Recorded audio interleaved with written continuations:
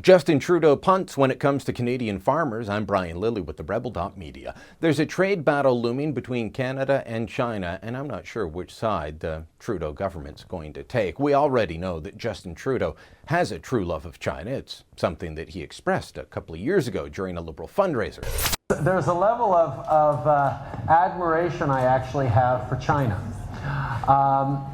because their basic dictatorship is allowing them to actually turn their economy around on a dime and say we need to go green as fastest. We need to start investing in solar.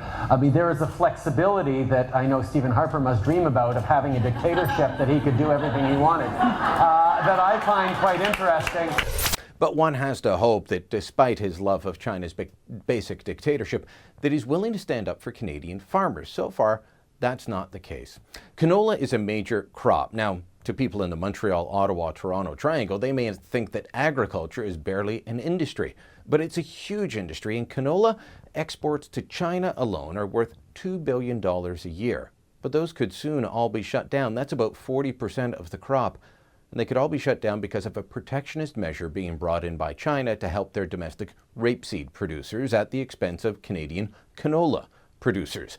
There is something called dockage. This is anything that's not the pure canola. It can be stems and the like. It can be other products. It can be hay that gets shipped with the canola. Right now, Canadian farmers are allowed to ship 2.5% of the total volume can be dockage. The Chinese want that down to 1%.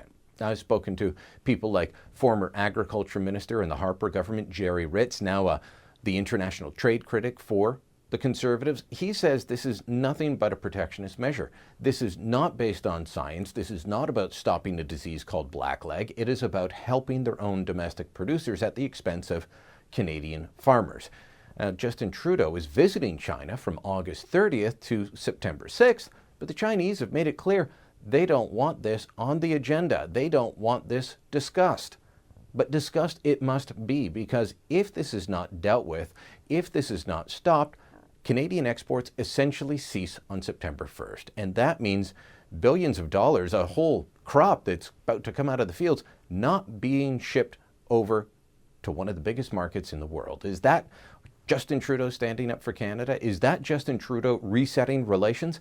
He came in on a promise of dealing with China in a different way. Well, this is a measure that China has tried time and again over the last 7 years, and the Harper government was able to deal with it. So far, Trudeau and the Liberals have not. Both he, his international trade minister, Chrystia Freeland, his agriculture minister, Lawrence MacAulay, they have dropped the ball on this. And a major Canadian industry could be facing significant pain, all because he's too worried about pictures with the pandas rather than dealing with the real business of statecraft.